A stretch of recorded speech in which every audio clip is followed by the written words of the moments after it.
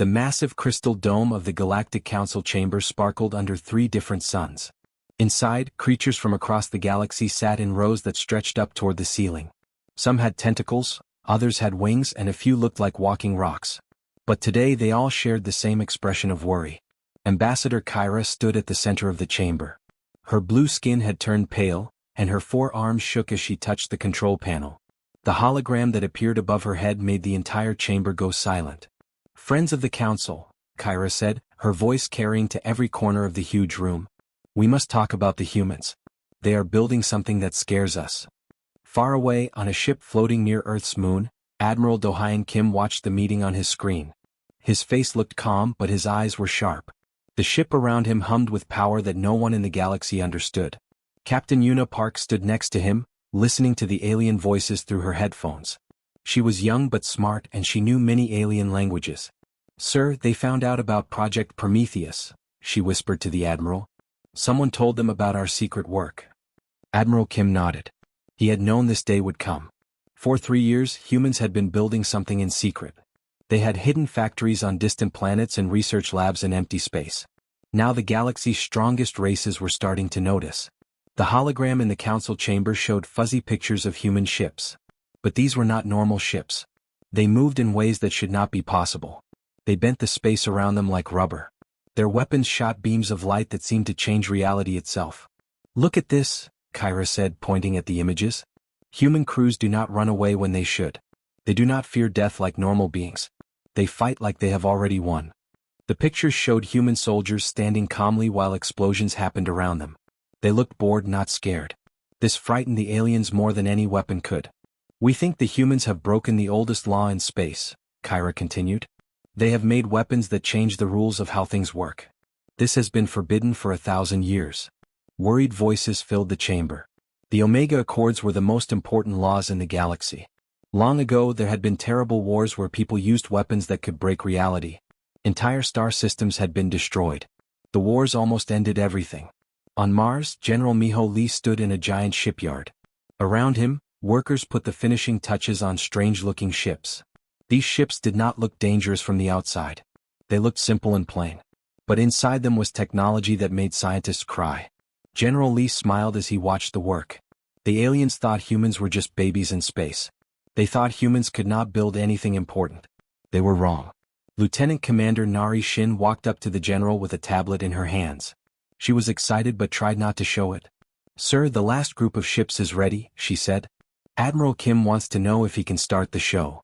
General Lee looked out at the 50 ships floating in space around Mars. From the outside they looked like any other human ship. But each one contained secrets that would change how the galaxy thought about war.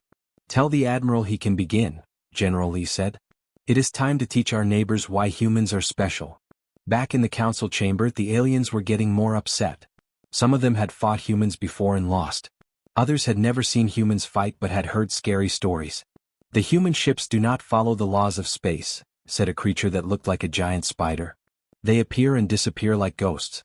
Their weapons do not destroy things, they make things stop existing." Another alien, this one covered in green scales, stood up. "My fleet attacked a human colony last month. The humans did not fight back with normal weapons. They did something to our ships.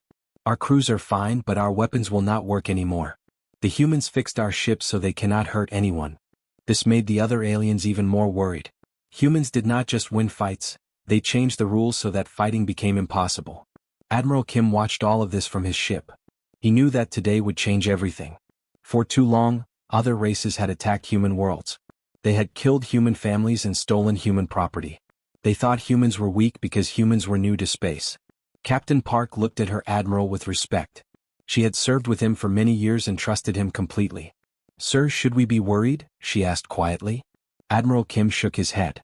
"No, Captain. Today the galaxy learns that humans do not just adapt to the universe. We make the universe adapt to us." On his screen he could see alien leaders arguing and shouting. They were scared, and they should be.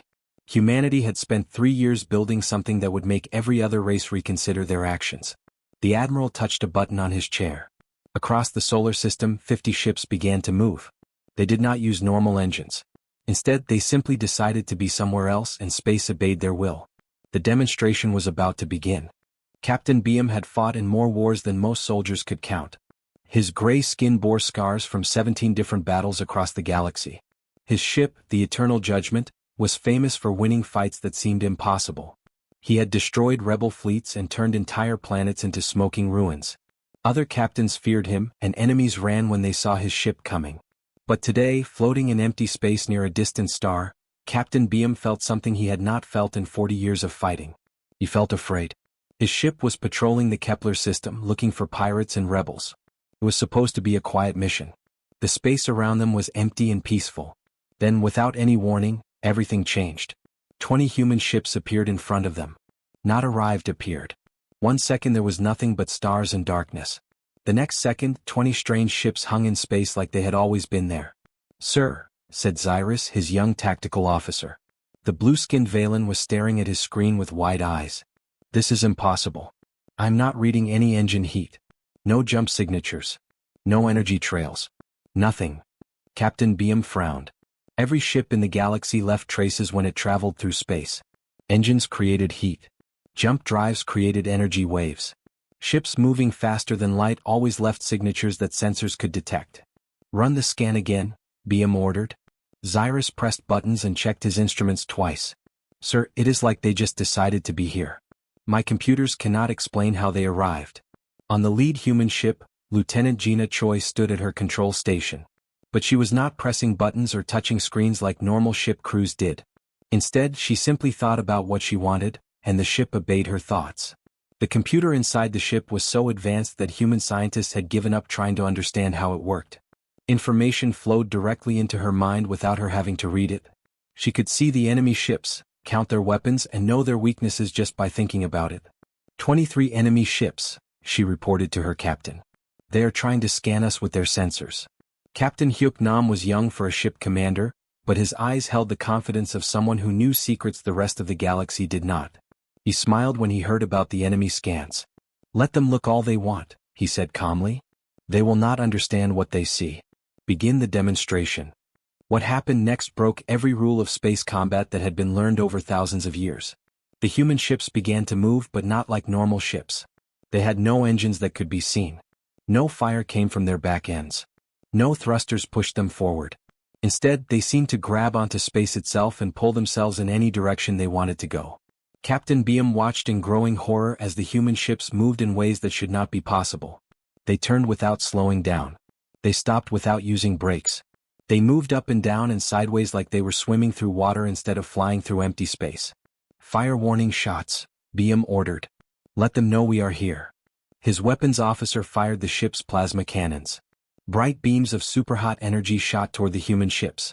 These weapons could melt holes in mountains and destroy space stations. But the energy beams never reached the human ships. Instead, they curved away like water flowing around a rock. The deadly plasma bent and twisted until it shot harmlessly into empty space. "Sir," Xyrus whispered, "that should not be possible. Energy does not just change direction by itself." Then the humans showed them something that made Captain Beam question everything he knew about reality. The lead human ship, Busan's Fury, pointed one of its weapons at an asteroid field 3 million kilometers away. The weapon fired, but it did not shoot energy or missiles. It shot something that looked like twisted light. The asteroids did not explode. They did not break apart or burn up. They simply stopped existing. One moment there was a field of floating rocks. The next moment there was nothing. Not even dust remained. Space itself seemed to fold inward where the asteroids had been. "They just deleted matter from existence," Xyrus said, his voice shaking. "This violates every law of physics. Matter cannot just disappear." But the humans were not finished. Over the next few minutes, they showed capabilities that seemed like magic to the watching aliens. Some human ships appeared to be in two places at the same time. Others fired weapons that seemed to hit their targets before the weapons were fired. Their defensive systems seemed to know what the enemy was going to do before the enemy decided to do it. Captain Beam's communications officer suddenly spoke up. "Sir, we are receiving a message from the human fleet." A voice came through the speakers, speaking perfect hegemony language without any accent. "Attention hegemony vessels. You have just seen a small example of human defensive technology. We suggest you leave this area and report what you have witnessed. Any attack on our ships will result in consequences that your people cannot imagine." The voice belonged to Commander In-ho Yoon. He spoke politely like someone giving directions to a lost tourist. But something in his tone made even experienced soldiers feel cold inside. Captain Beam made a decision that would probably end his career. For the first time in 40 years, he ordered his fleet to retreat without firing a shot. As his ships turned away, their sensors recorded everything they had seen. The recordings would soon spread across the galaxy, showing every race that humans had technology beyond their understanding. But the most frightening thing in the recordings was not the impossible weapons or the reality-bending ships. It was the way the humans acted. They did not fight like people defending themselves. They fought like teachers showing students a simple lesson. They were not afraid. They were not angry. They were just patient. And that was the most terrifying thing of all. The biggest meeting room in the galaxy had never seen anything like this before. For 3,000 years, the Galactic Council had met in the same giant chamber on Hegemony Prime. The room was so large that clouds sometimes formed near the ceiling. Representatives from 200 different worlds sat in rows that went up and up until they disappeared into shadow. Some of the aliens looked like giant insects. Others looked like walking trees or floating jellyfish. A few looked almost human, but with extra arms or different colored skin. Today all of them looked worried and scared. In the center of the room, a huge hologram showed pictures that made no sense. Human ships doing impossible things. Weapons that deleted matter from reality. Technology that broke every rule the galaxy had learned over millions of years. Ambassador Prime Zelger stood at the front of the assembly. He was tall and thin, with gray skin and 6 arms that moved like snakes. When he raised all 6 arms for quiet, the enormous room fell silent. "Friends from across the galaxy," Zelger said, his voice carrying to every corner of the chamber. "We have gathered because humanity threatens everything we know. Their weapons and ships violate every law we have made about war." As he spoke, something impossible happened in the center of the room. The air began to glow with white light. The light grew brighter and brighter until everyone had to cover their eyes. When the light faded, a human man stood where empty space had been just moments before. Admiral Do-hyun Kim looked around the chamber calmly, as if appearing from nowhere was perfectly normal. He wore a simple military uniform, but something about him made even the most powerful beings in the galaxy feel small. "Hello, everyone," he said in perfect standard galactic language. "I came as soon as I heard you wanted to talk." The delegates gasped and whispered among themselves. Traveling across the galaxy normally took weeks, even with the fastest ships. Admiral Kim had just traveled 40 light-years in an instant, without any ship at all. "How did you get here?" demanded a creature that looked like a walking crystal formation. "No being can travel through space without a ship." Admiral Kim smiled politely. "We have learned some new tricks recently. But please continue with your meeting. I am here to listen." Zelger's 6 arms trembled slightly. If humans could appear anywhere they wanted, instantly, then nowhere in the galaxy was safe from them. "You will destroy your war fleet," Zelger declared, trying to sound brave. "Your technology is too dangerous to exist. It threatens the safety of every world in the galaxy." Before Admiral Kim could answer, another flash of light appeared beside him. Captain Yuna Park materialized from nothing, holding a device that looked like a piece of frozen starlight. She had been on a ship near Earth just moments before, but now she stood 40 light-years away as if she had simply walked across the room. "Admiral," she said quietly, "they are talking about something called the Omega Accords. It seems that reality-changing technology has been forbidden for 1,000 years. Admiral Kim nodded as if this was interesting but not surprising. "I see. And what happens if we do not obey these rules?" Zelger's translator worked hard to change the human's calm tone into something his species could understand. The result sounded like grinding metal. "Total punishment," Zelger announced. "No trade with any world. Military attack if needed. Your species will be cut off from the galaxy until you obey." Admiral Kim appeared to think about this seriously. Then he smiled, and somehow that smile was more frightening than any weapon. It was friendly and terrifying at the same time. "I am afraid we cannot accept that," he said politely. "For 3 years, various species have attacked our outer colonies. Our ships have been destroyed. Our people have been killed. Our trade routes have been disrupted by pirates and raiders. Now you demand that we get rid of our defenses while offering us no protection in return."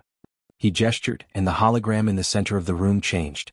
Now it showed scenes of human colonies under attack.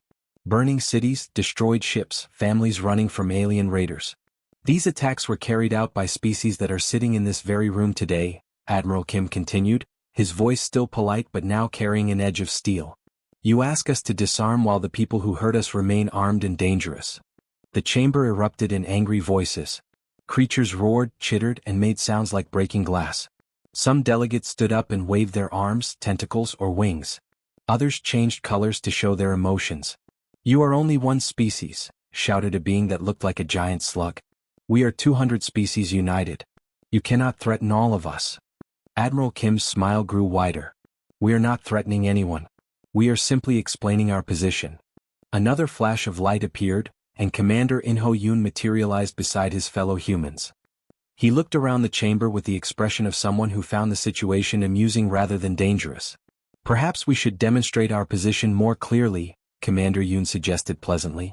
The hologram changed again. This time it showed Hegemony Prime's moon, the one where their main military academy was located. 3 million young soldiers trained there every day, learning to fight for the most powerful military force in the galaxy. "That is a very nice moon," Admiral Kim observed conversationally. "But we think you might need to find a different location for your military training." He made a small gesture with his hand. The moon disappeared. Not destroyed. Not blown up. Not shattered into pieces. It simply was not there anymore. The space where it had been was empty and clean, as if the moon had never existed at all. The silence in the chamber was complete and absolute. 200 species stared at the empty space where a moon had been just seconds before. "Do not worry," Commander Yoon said cheerfully. "The moon and everyone on it are perfectly safe. We simply moved them to a different dimension. They can be brought back anytime we choose." Admiral Kim stepped forward, his expression serious now. "Now," he said quietly, "shall we discuss those security guarantees?" Within 6 hours of watching their moon disappear, 12 of the galaxy's strongest military powers made a decision that would change everything. They formed the Coalition of 12, bringing together fleets that had never worked together before. For the first time in galactic history, ancient enemies stood side by side against a common threat. Fleet Admiral Corval commanded the coalition from his massive ship, Galaxy's Wrath. The ship was so big that small cities could fit inside it. Its weapons could break apart entire continents. Around him flew the deadliest warships the galaxy had ever built. There were Valen bioships that looked like giant living creatures. These ships could change their shape and heal themselves when damaged. Crystalline vessels sparkled like jewels but could phase in and out of normal space. Synthetic ships controlled by artificial minds that could think faster than any living being. 17,000 ships spread across space in the largest fleet anyone had ever seen. Every major technology, every advanced weapon, every tactical system developed over 3,000 years of galactic civilization was represented in this armada. The humans sent 25 ships to meet them. Commander Gina Choi stood on the bridge of Taejun's Answer, watching the massive enemy fleet approach. Her ship looked small and plain compared to the alien vessels, but appearances meant nothing when reality itself could be rewritten. Her crew of 12 people operated their ship without touching any controls. They simply thought about what they wanted to happen, and the ship's impossible systems made it real.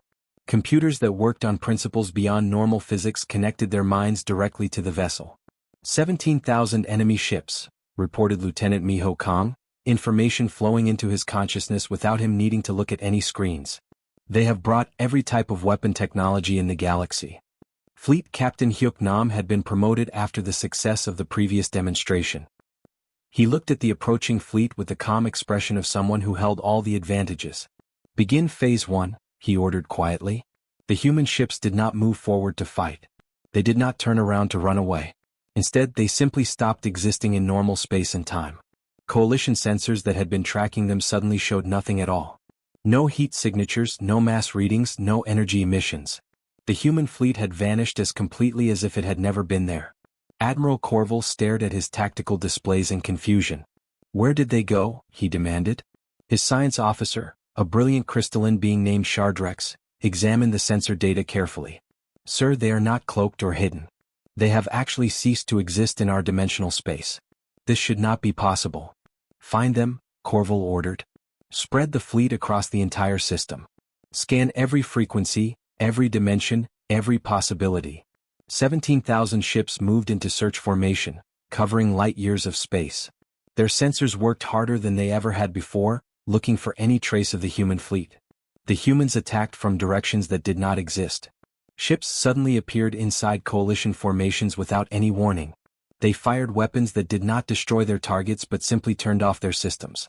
Before the coalition ships could return fire, The human vessels vanished again, leaving their enemies floating helplessly in space. Admiral Corval watched in growing horror as his mighty fleet was systematically disabled. Human ships materialized right next to his vessels, fired once, then disappeared before his weapons could target them. But the most frightening part was not the impossible technology. It was what happened when human soldiers came aboard his ships.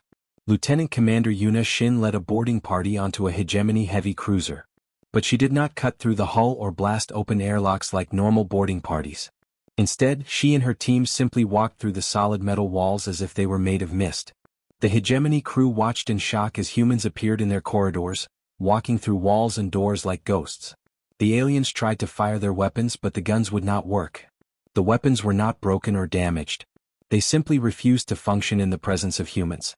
"Attention crew of the Iron Destroyer," Yuna announced over the ship's communication system. "Your vessel has been disabled for your own safety. No one will be harmed. Please remain calm." The hegemony soldiers found that their ship's systems had been completely taken over. Life support continued to work normally. Artificial gravity still functioned. The lights stayed on and the air remained clean. But every weapon, every engine, every communication array had simply stopped working.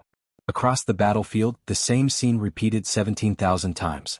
Coalition crews watched helplessly as their ships were gently but completely disabled by technology they could not understand or fight against. A Valen bioship tried to adapt to the human weapons, changing its living hull to resist the strange energy. The ship managed to resist for almost 30 seconds before its own nervous system politely informed the crew that it had decided to surrender. A synthetic vessel calculated 17 million possible combat scenarios in 3 seconds, then concluded that resistance was mathematically impossible and shut down its own weapons to avoid unnecessary damage. Crystalline ships tried to phase into other dimensions to escape, only to find humans waiting for them in dimensions that should not have been accessible to organic life. Within 2 hours, 17,000 of the galaxy's most advanced warships floated motionless in space. Their crews were unharmed, their ships undamaged, but every military system had been politely turned off by human intervention. Admiral Corval received a transmission from Fleet Captain Hyuk Nam. "Admiral, your fleet has been disabled but not destroyed. All personnel are safe. This engagement is now over." The message continued, "As a gesture of good faith, we have upgraded your ship's systems.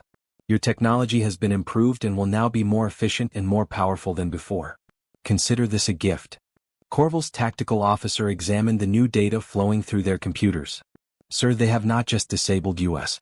They have made our ships better. Our processing speed has increased dramatically. Our understanding of physics has been completely rewritten." "Why?" Corval transmitted to the human fleet. "Why improve our ships instead of destroying them?" Captain Hyuk Nam's response was characteristically human, practical and impossible to understand. "Because we are not trying to conquer you. We are trying to survive in a galaxy where everyone seems to want to hurt us. We have found that the best way to deal with aggressive neighbors is to make them strong enough that they no longer feel the need to be aggressive." The war that should have lasted months ended in 72 hours. The coalition of 12 returned home with enhanced ships and enhanced understanding. Word spread across the galaxy that humanity did not fight to win. They fought to teach. And that was somehow more terrifying than any conquest could have been. The final meeting of the Galactic Council did not happen in the usual crystal chambers on Hegemony Prime. Instead, 200 species gathered aboard a human ship called Soul's Wisdom. The ship was unlike anything the galaxy had ever seen before. It existed in normal space, but also in 17 other dimensions at the same time. This meant that creatures who needed different types of air, gravity, or temperature could all attend the meeting safely. Water-breathing aliens found themselves in water-filled spaces, while gas-based life forms floated in their preferred atmosphere. The ship somehow provided exactly what each species needed. Admiral Do-hyun Kim stood at the front of the gathering. He now carried the official title of humanity's first speaker, representing his entire species in galactic affairs.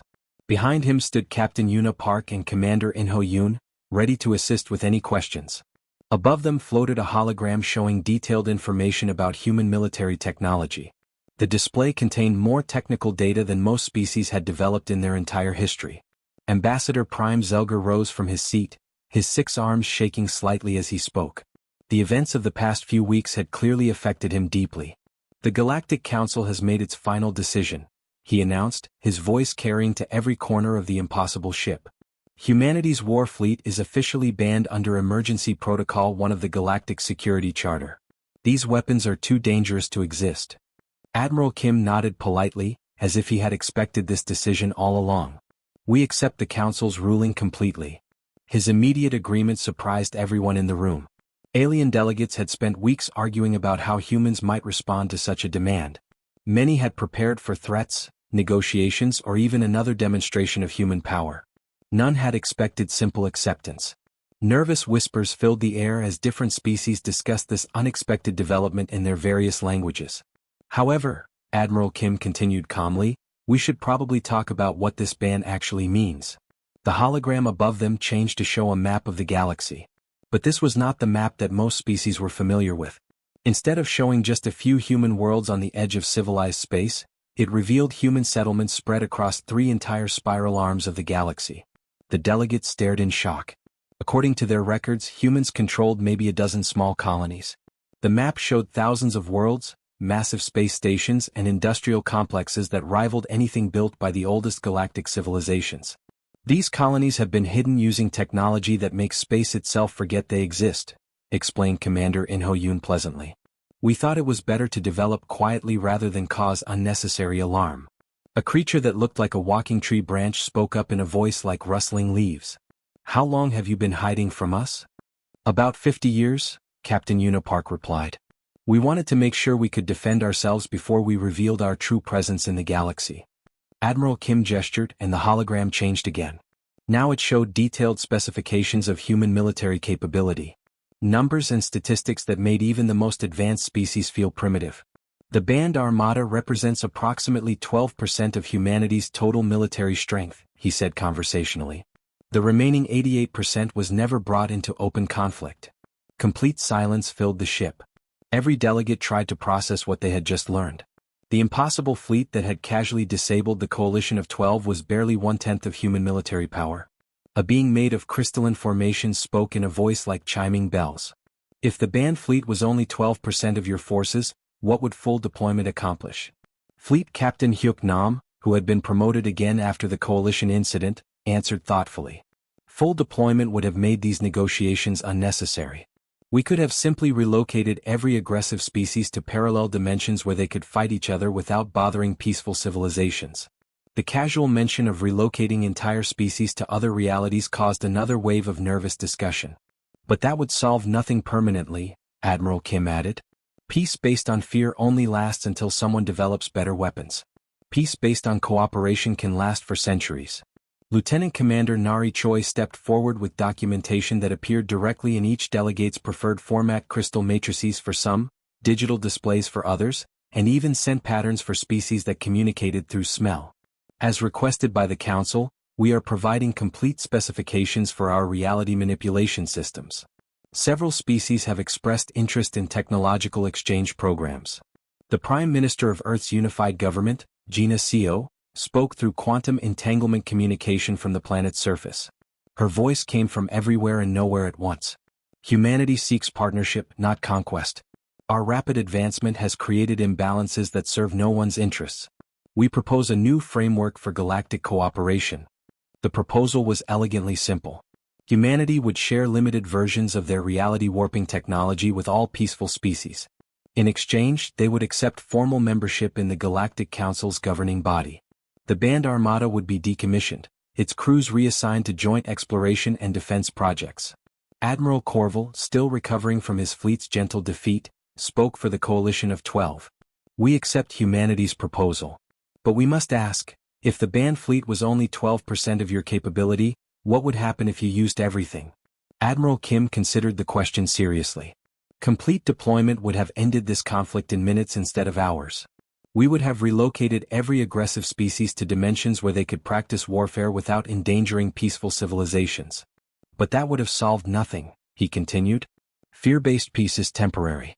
Partnership-based peace can last millennia. The formal ceremonies concluded with humanity's integration into galactic government. The banned armada was ceremonially decommissioned, its ships converted to exploration vessels, its weapons repurposed for asteroid mining and terraforming projects. Commander Miho Park stood on the bridge of the newly renamed Soul's Hope, watching the ceremony with mixed feelings. The ship retained all its reality warping capabilities but would now use them to seed new worlds rather than disable enemy fleets. "Sir," reported Lieutenant Yuna Kim, "long-range sensors are detecting 3 previously unknown human battle groups moving toward the galactic core. Should we inform the Council?" Admiral Kim's voice came over the communication system with a hint of amusement. "That information remains classified, Lieutenant. What the galaxy does not know about will not worry them unnecessarily." 6 months later, when creatures called the Devourers emerged from dark space beyond the galaxy, consuming entire star systems as they advanced, the galaxy learned why humanity had kept reserves hidden. The banned Armada had been powerful enough to disable conventional forces without casualties. The reserves were powerful enough to make galaxy-eating monsters apologize and return home. But that would be a different story entirely.